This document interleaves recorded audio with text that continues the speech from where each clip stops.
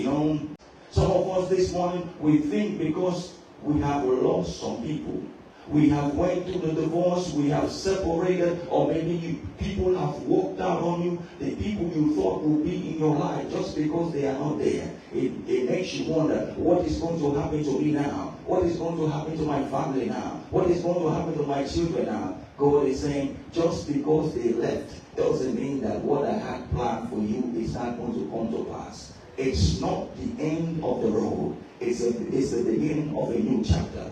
Transitions are a time for reflection and a time for looking forward. You see, when you are going through a transition, after you have cried, maybe you are angry, you have said some things, take time to reflect. Take time to reflect. Take time to think about the situation, but don't stay in the situation forever. Let go of the shame. Let go of the bitterness. Let go of the fears. Let go of the discouragement. Because as long as you stay in those things, you cannot see God's face.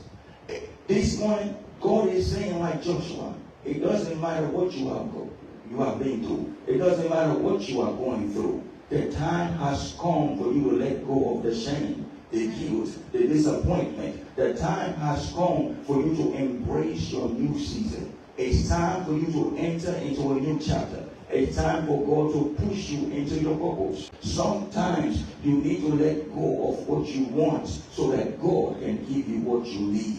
Sometimes you need to let go of what you want to happen so that God can give you what is best for you. More, Joshua, I know you wanted badly to follow your mentor Moses into the promised land. I know you expected that when it was time for you to go into the promised land, Moses will be by your side. Moses will hold the staff. Moses will hold the rod. I know you thought that it was you and Moses that was going to enter the promised land and enjoy it together.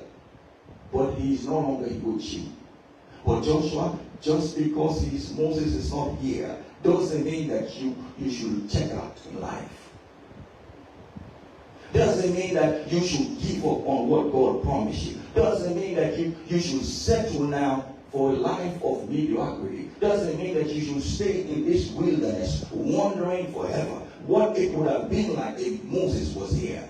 You don't have time to stay there. It's time to enter the promised land. Somebody will say, well, Pastor Michael, you don't understand. They made the most to me. We had plans together. We thought about it. I invested in them. You know, it's easy for you to say, respectfully speaking this morning, the person you lost, the people you were hoping to be with, they did not create you. God did. And if they are no longer here, it means the journey ended. And if they were for you, they cared about you, they're in heaven today, it means that they will want you to move forward.